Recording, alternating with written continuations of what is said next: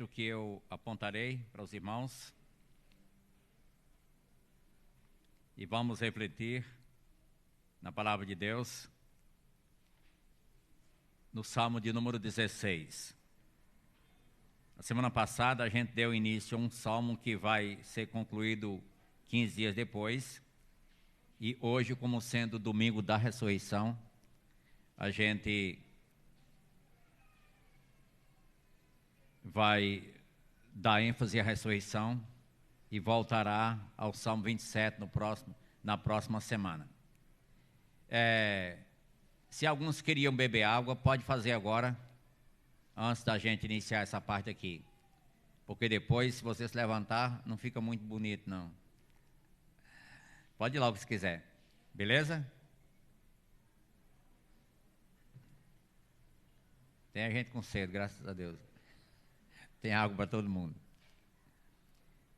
Geralmente aproveita-se na ocasião do cântico, o último, para as pessoas passarem no bebedouro. Agora tem um probleminha ali. Não vá agora, não. Se você for depois, eu tenho que entender que você precisou, porque acabou a água lá, estou vendo agora. Então não vá agora, não. Deixe esfriar primeiro. Então depois você vai lá, pode ir à vontade depois lá se precisar. Discretamente, não tem problema. Beleza? Enquanto essas crianças estão saindo.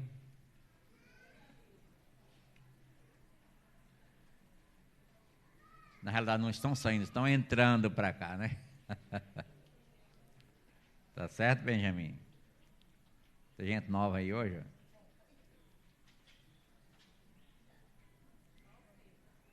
Beleza?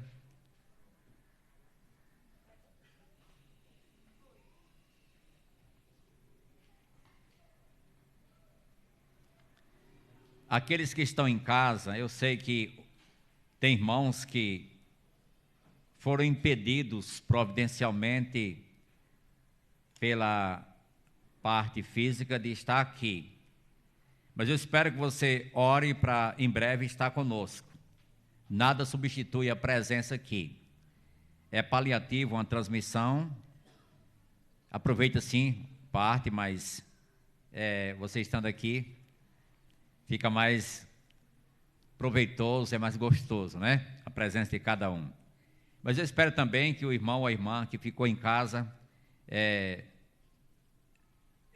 faça como eu sempre fiz desde o início da pandemia, nos 2 anos de pandemia. Eu dizia, você pare agora, senhor dono de casa, homem crente, você é o pastor da sua casa, organiza aí, o culto vai ser na sua casa aí agora. Se der errado é com você. Então a gente tentou manter isso. Mas se por acaso alguém precisou ficar em casa hoje, não é mais a pandemia, mas faça a mesma coisa. Leve em consideração que esse momento é importante e não deve ser desviado o foco para nada. Beleza? Salmo 16. Salmo 16. Trataremos sobre a ressurreição.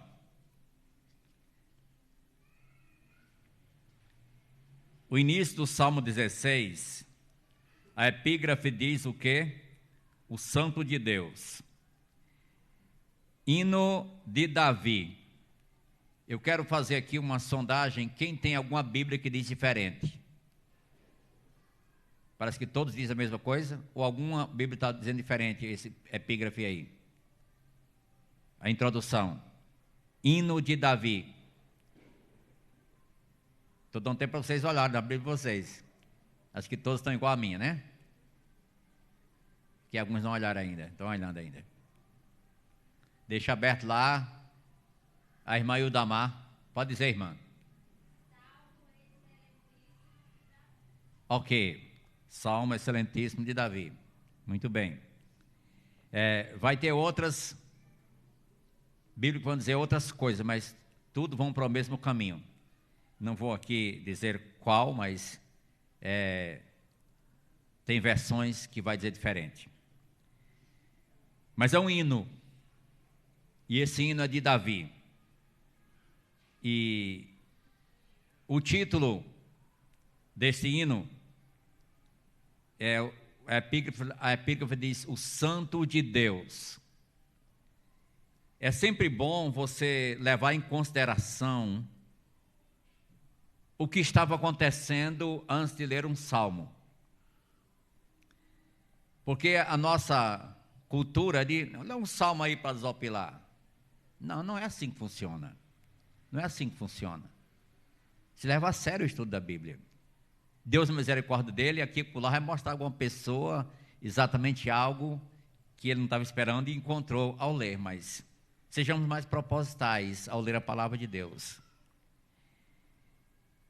Se o salmo é de Davi, vem aquela cogitação: a que se referia e qual a base, qual o pano histórico para esse salmo? Em segundo livro de Samuel, não abro agora, mas você pode olhar depois, está falando da aliança de Deus com Davi. Segundo Samuel, capítulo 7.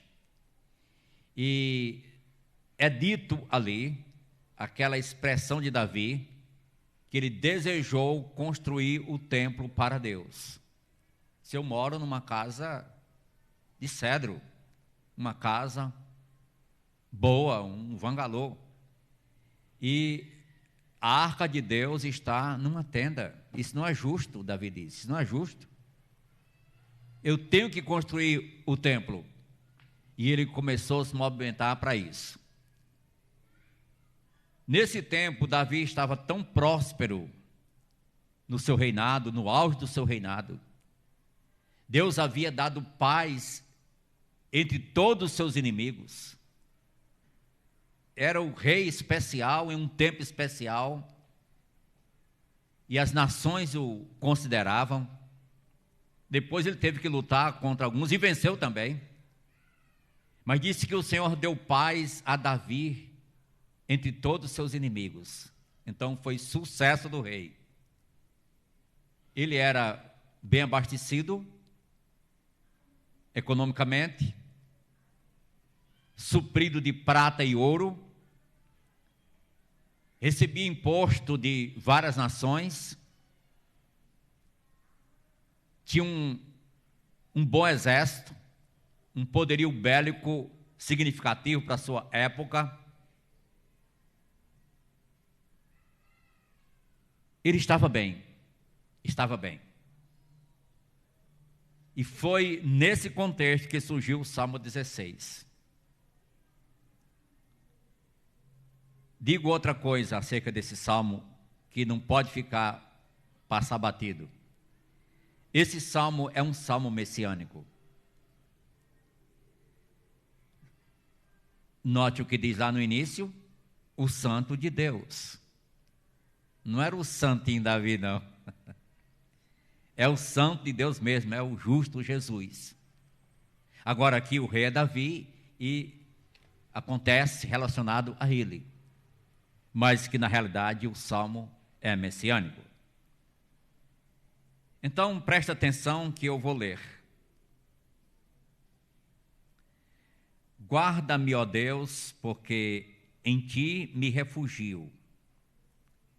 Digo ao Senhor: tu és o meu Senhor, outro bem não possuo, senão a ti somente.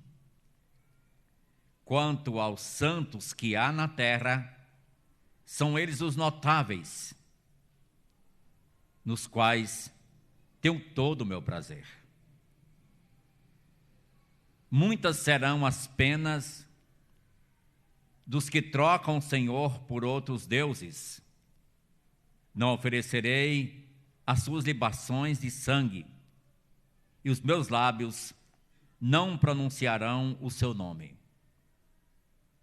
O Senhor é a porção da minha vida, da minha herança e o meu cálice. O Senhor é a porção da minha herança e o meu cálice. Tu és o arrimo da minha sorte. Caiam-me as divisas em lugares amenos. É muito linda a minha herança. Bendigo o Senhor, que me aconselha. pois até durante a noite o meu coração me ensina.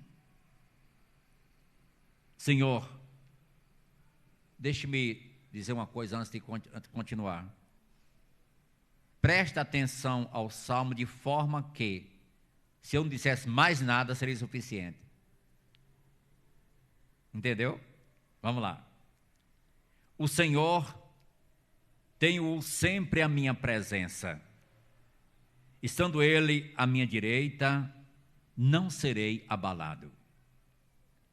Alegra-se, pois, o meu coração e o meu espírito exulta.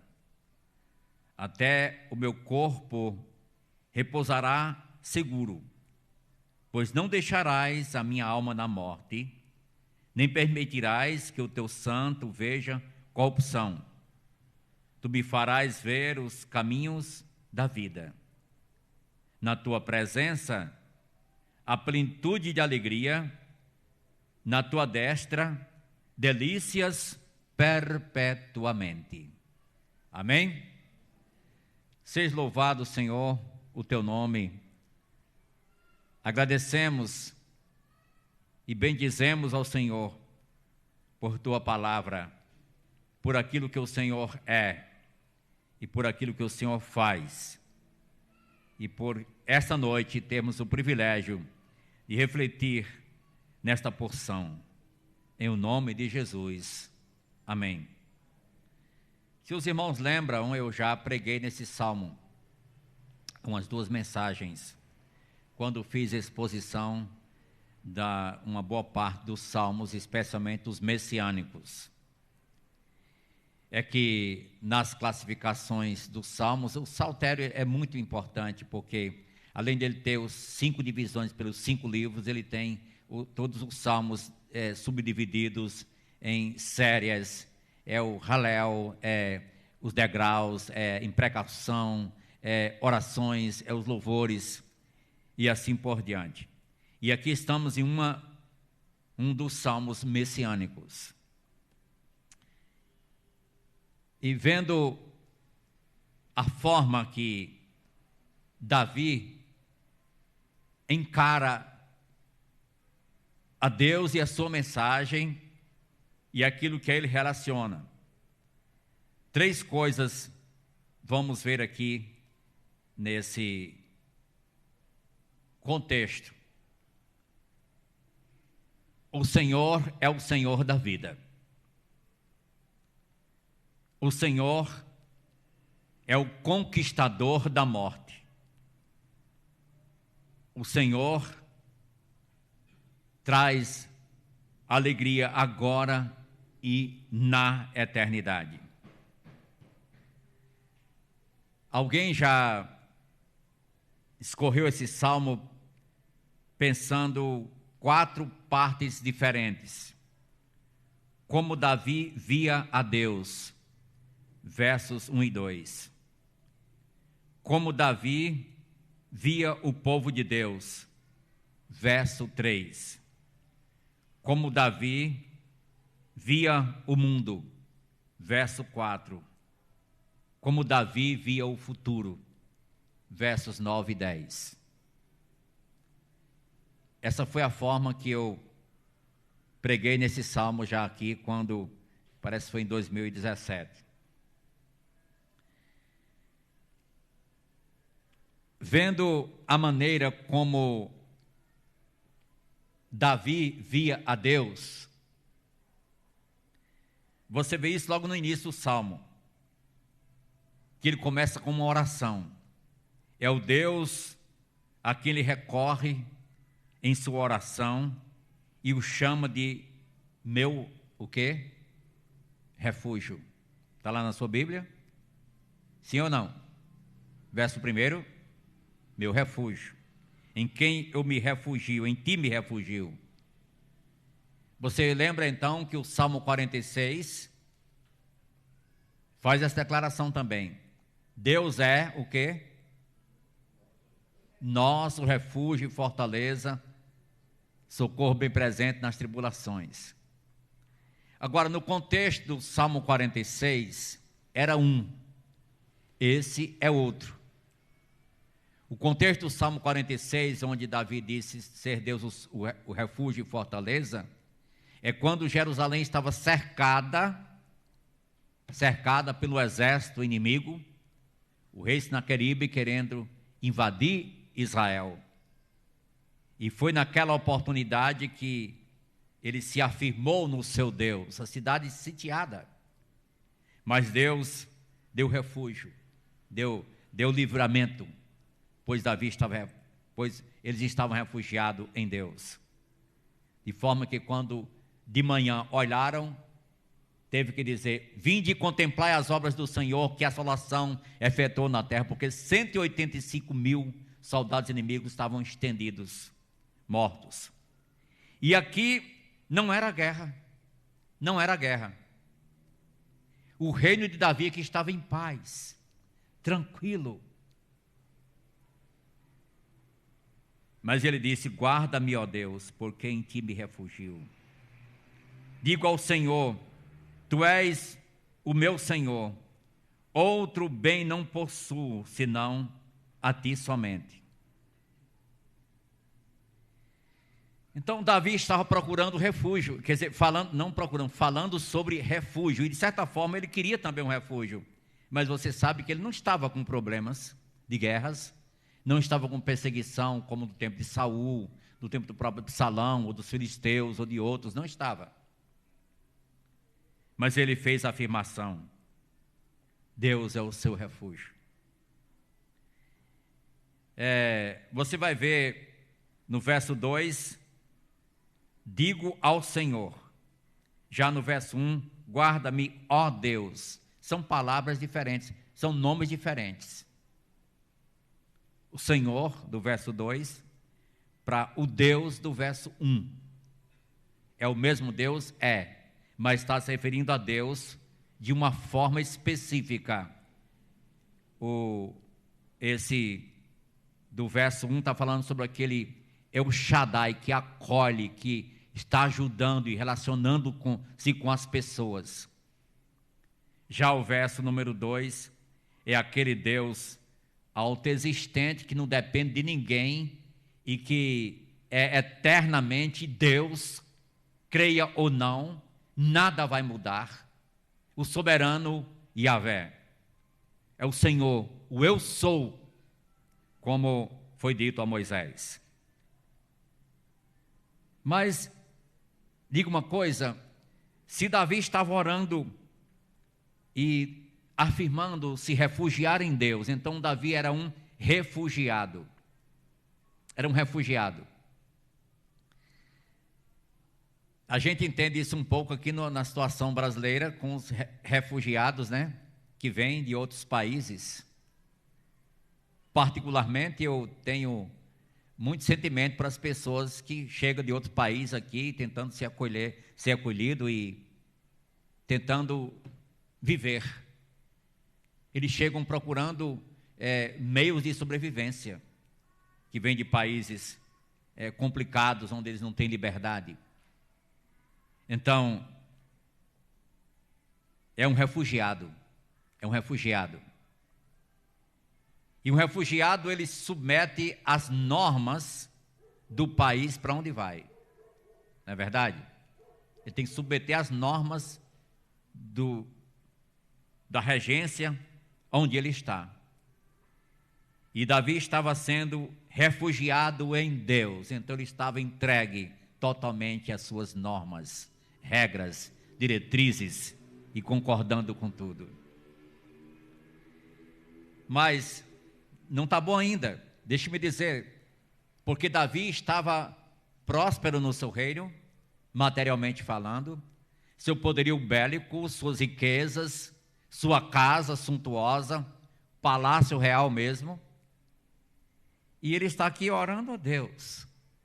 Irmãos, isso é altamente significativo para todos nós, porque existem alguns perigos ocultos que muita gente não vê. E o perigo maior seria exatamente nessa área que Davi estava tendo cuidado aqui. Ele não queria trocar Deus por nada, mas há esse perigo. Ele estava com cuidado, ele estava lutando para isso não acontecer. Ele temia que em meio à sua prosperidade e o seu bem-estar, que era dado pelo próprio Deus, viesse a ser uma forma dele se distanciar de Deus. Isso leva a gente a pensar que muitas pessoas que nós conhecemos já tiveram problemas nessa área. Deus os abençoou e eles transformaram em uma grande maldição ou um problema aquilo que o próprio Deus lhe deu. Isso é de doer. Davi disse aqui: Tu és meu Senhor, outro bem não possuo, senão a ti somente. Davi era um homem rico. Davi era um homem que tinha prata e tinha ouro, tinha gado, era chefe de uma nação, tinha tudo à sua disposição. Mas ele estava com medo de se apegar a estas coisas e trocar a Deus pela sua própria posição, que ele estava tendo naquele tempo, sua postura a qual ele assumia como rei. Ele tinha medo. Irmãos, cada um de nós tem que ter medo de trocar Deus por qualquer coisa. Quem sabe no domingo trocar Deus por qualquer coisa, a igreja não faz sentido nenhum. Quem sabe os valores espirituais fiquem para trás, eu estou bem demais, olha aí, Deus está me abençoando. E não está olhando para a sua família, como é que está o futuro da sua família, dos seus filhos, seu pai, sua mãe, os não crentes que olham para você, qual o futuro dessas pessoas dependendo de você. Então isso é um perigo, e nós devemos nos refugiar em Deus, e dizer como Davi: outro bem não possuo senão a ti. Isso foi o que Jesus ensinou no grande e principal dos mandamentos. Amarás, pois, ao Senhor teu Deus de todo o teu coração, de toda a tua alma, de todo o teu entendimento. E o segundo, amarás o teu próximo como a ti mesmo. Então, por antecipação, já está expresso aqui nos versos 1 e 2, como Davi via a Deus. Mas, como era que Davi via o povo de Deus? Como é que ele via o povo de Deus? Verso 3.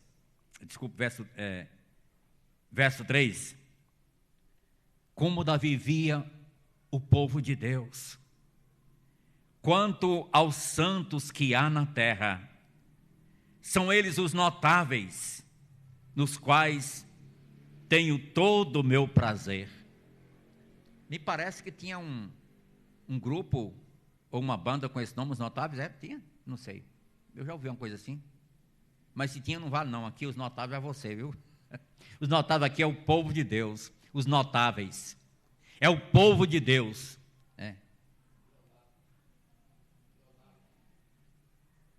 Não, isso aí é outra coisa, é antigo, estou falando de coisa antiga, não é da agora não, não é da agora não, os nonatos ainda existem, Bem, acho que separou, mas já juntou novamente, arranjou outra forma de juntar. Mas, quanto aos santos que há na terra, são eles os notáveis, nos quais tenho todo o meu prazer. Era assim que Davi via o povo de Deus. Eu amo o povo de Deus. Eles são notáveis para mim, eles são especiais. Os componentes desse povo, cada um é especial. É que, irmão, você tem um valor no contexto da igreja. É parte do corpo, é um membro do corpo de Cristo. Então, é notável. A sua falta é notável.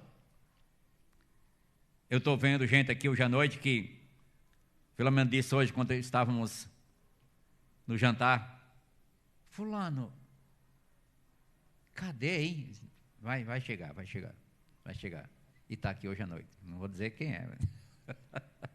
Está aqui hoje à noite, graças a Deus. Então, eu tenho prazer neles, Davi disse. Eu tenho prazer no povo de Deus. Meus irmãos, o culto aqui acontece com o povo de Deus. Se o povo de Deus não vem, está faltando, está faltoso. Davi tinha o prazer de se unir ao povo de Deus. e chamavam-o de notáveis. São os notáveis. Aqueles que estão faltando em nosso meio, ore por eles. E diga, irmão, não notei sua presença. É notável até a falta, né? Não notei sua presença domingo na igreja. É muito uma semana. É muito. Deus disse o quê? 6 dias trabalharás. Trabalharás. Só que tem gente que nem trabalha nos 6 dias, aí no domingo quer trabalhar, né? Para atrapalhar. Outro vai dizer, não, eu não fui para a igreja não, porque eu fui para o sítio. Foi? Não, está errado, a frase está errada. Diga, eu fui para o sítio para não ir para a igreja. A frase é essa. Não é que eu não fui porque fui para o sítio, não. Você sabe a distância que o sítio tem, quanto tempo leva para chegar lá e quanto tempo leva para voltar. Ou você é tão ruim de cálculo assim. Você foi para não vir para a igreja. Não vai inventar mentira, não. Você foi para não vir para a igreja. Então, isso aqui pode sustentar, porque não dá outra, pode olhar que é isso. Alguém vai botar alguma coisa com obstáculo, porque não tem o prazer de estar aqui no meio do povo de Deus. O próprio Jesus disse, louvar-te-ei no meio da congregação. Louvar-te-ei. Eu acho bonita a congregação cantar. A igreja cantar. Na hora de ter um solo, você pode cantar até mais perto do microfone, mas na hora de cantar com a igreja, você deixa mais distante, que é para o povo, se escutar o povo também, né? Escutar o povo também. É importante a igreja, o auditório cantar. Tem agora aqui, né, que ajuda muito, né? Então, Davi tinha autoconsideração para com o povo de Deus. E esse salmo é messiânico, repito, é de Jesus. Qual a sua consideração para com o povo do Senhor, que é a Igreja Batista Fundamentalista de Santa Cruz? Ou você não crê que é de Deus? É do diabo, é? Não. É lavado pelo sangue de Jesus e você faz parte dela. Amém? Vamos levar a sério isso. Davi, ele olhava também em outra direção. Como é que ele via o mundo? Como Davi via o mundo? Olha o verso 4. Como é que ele viu o mundo? Muitas serão as penas dos que trocam o Senhor por outros deuses. Não oferecerei as suas libações de sangue, e os meus lábios não pronunciarão o seu nome. Se Davi vivesse hoje, você nunca iria escutar ele dizer, vixe Maria, você nunca escutar ele dizer isso. Não tem aquela impregnação na mente de muita gente que não esqueceu Maria ainda, qualquer probleminha, vixe Maria, né? Deleta isso, deleta isso.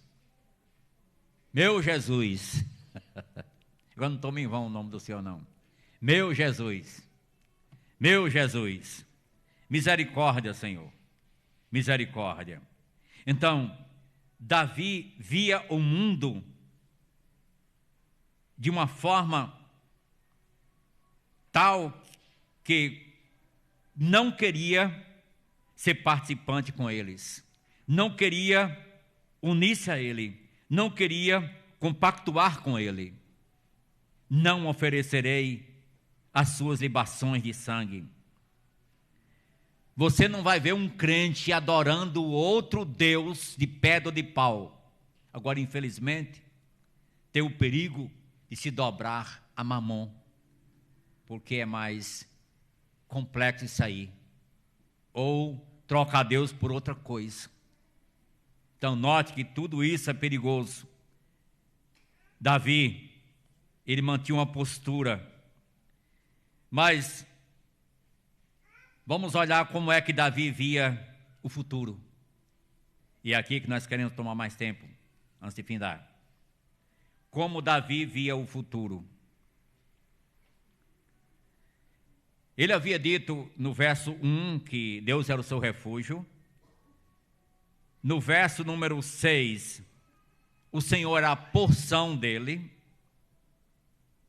Note que Davi não era um pobrezinho não, ele tinha fortuna.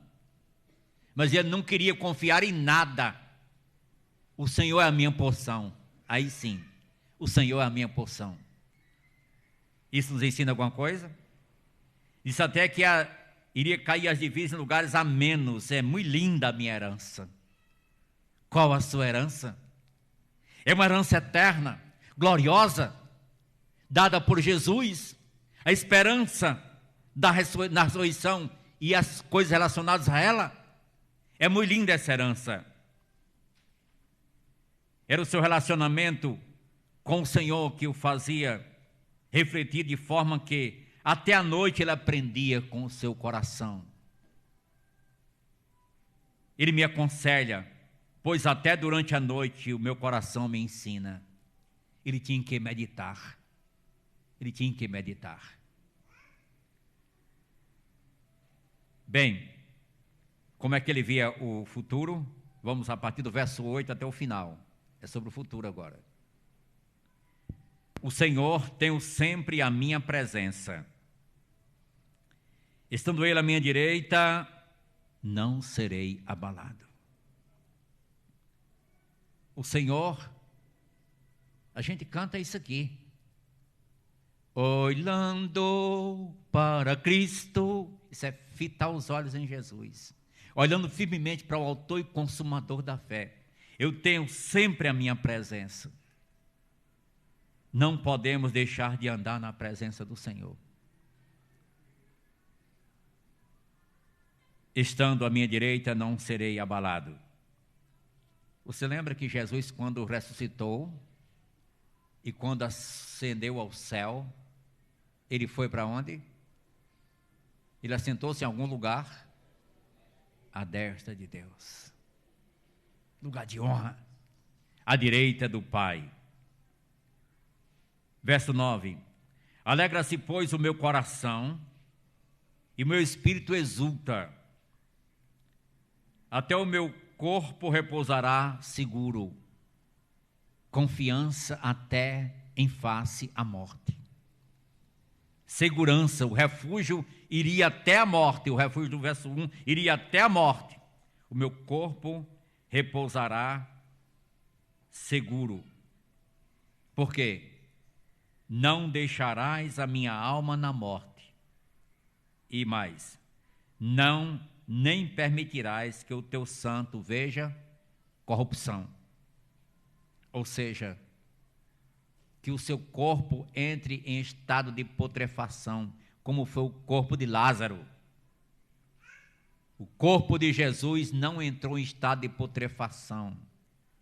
Ressuscitou incólume, glorificado, e apresentou-se com provas incontestáveis, para quem crer nele ter a vida eterna. E mandou tocá-lo até, para constatar a realidade. Tu me farás ver os caminhos da vida. Na tua presença a plenitude de alegria. Na tua destra, delícias perpetuamente. Aqui eu estou dando um texto que tem em filmes. Foi ontem com os jovens, teve um, não foi? E aqui está outro. Ontem foi. E esse aqui qual é?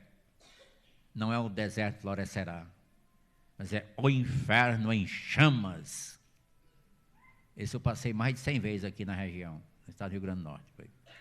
O inferno é no rolo, aquele rolo grande. Ainda tem essa máquina ali. O inferno em chamas.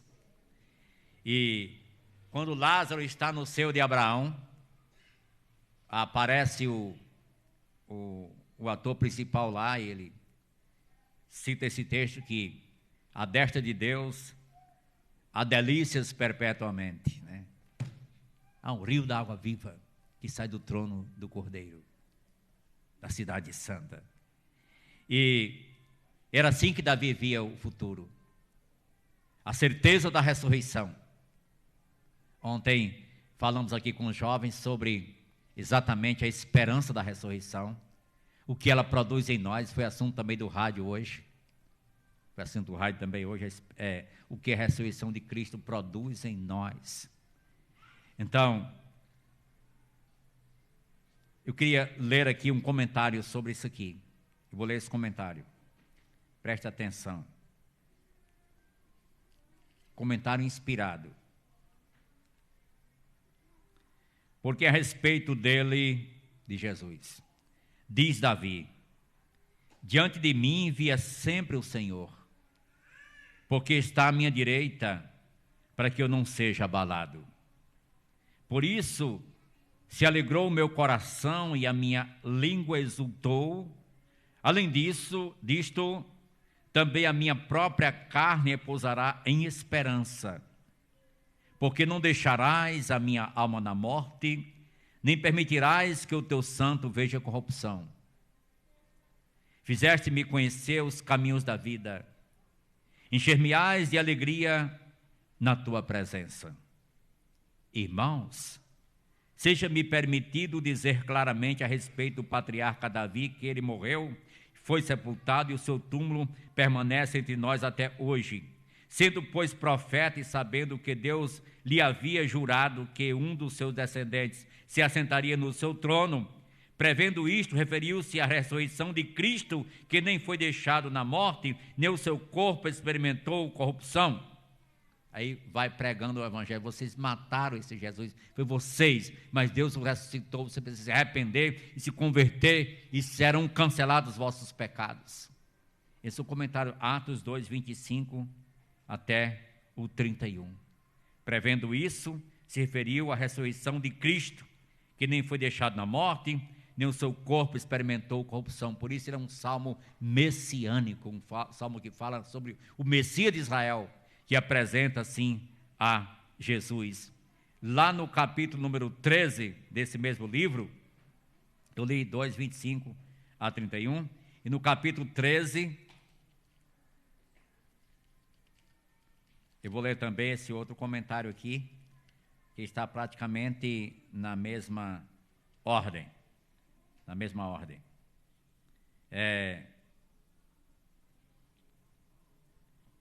Por isso também diz em outro salmo, verso 35 do 13: não permitirás que o teu santo veja corrupção, porque na verdade, tendo Davi servido a sua própria geração, conforme o desígnio de Deus, adormeceu, foi para junto dos seus pais e viu corrupção. Porém aquele a quem Deus ressuscitou não viu corrupção. Então eu estava falando sim sobre Jesus. A ressurreição de Jesus, ela compõe o evangelho. Tanto Pedro como aqui nesse texto, Paulo estava também pregando sobre o Salmo 16, apresentando o Cristo ressuscitado, para que os pecadores se arrependessem dos seus pecados e viessem para o autor da vida. Pois ele venceu a morte. A morte não tem poder sobre Jesus. O inimigo foi derrotado.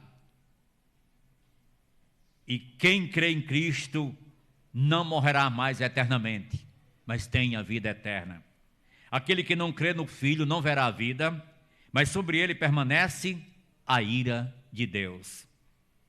De forma que o ensino do Salmo 16 deve nos levar a uma esperança viva no Cristo ressuscitado, que está hoje sentado à direita do Pai e intercede por nós, de forma que hoje à noite, enquanto esse culto acontece aqui, enquanto esse número de pessoas aqui está, lá está Jesus contemplando a gente, vendo cada um e vendo o íntimo de cada coração e sabendo a intenção de cada um e vendo a atitude que terá, que teve e que terá, que tem tido até aqui e que terá daqui para frente.